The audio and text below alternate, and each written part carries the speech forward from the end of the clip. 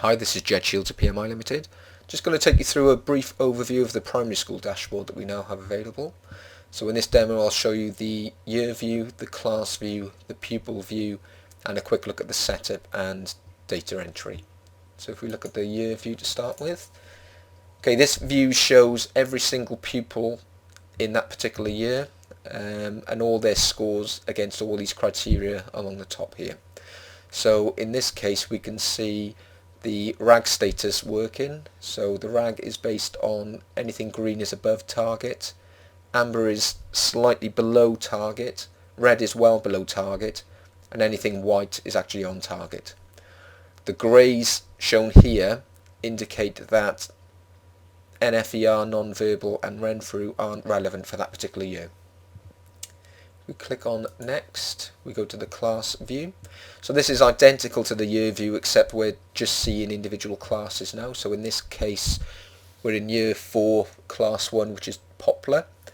Click this arrow here and we go to class 2 where we're seeing year 3 is actually pine, and click again, we get to year 3 class 3. So in this case there's no class 3 data.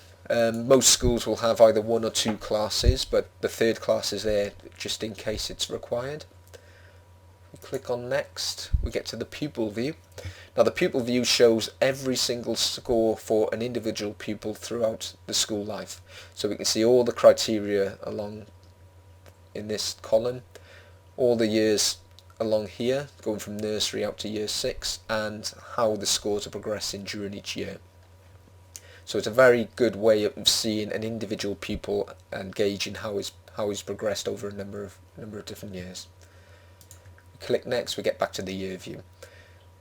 Go back to home, we'll have a quick look at the setup. Now the setup is made up of 2 sheets. The first sheet here defines the pupils and the class. So here we have the class names for each of the years, so going from nursery out to year 6. So we need to put in the pupil names here, we can put their dates of birth in this column, and then we simply choose which class they're in out of the drop down list, which is defined in this table over here. Now if a pupil changes class during the year, you simply change the class for the drop down there. Once that's done, click on the update names button and it filters through the entire dashboard so that it's up to date.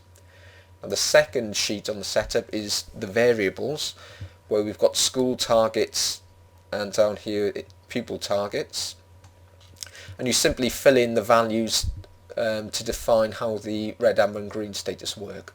So for example, if I highlight the reception values for each of the criteria, we can see in this case anything below 60 is going to be a red, between 60 and 70 is going to be an amber, between 70 and 100 will be blank, so that's on target, and anything above 100 will be a green.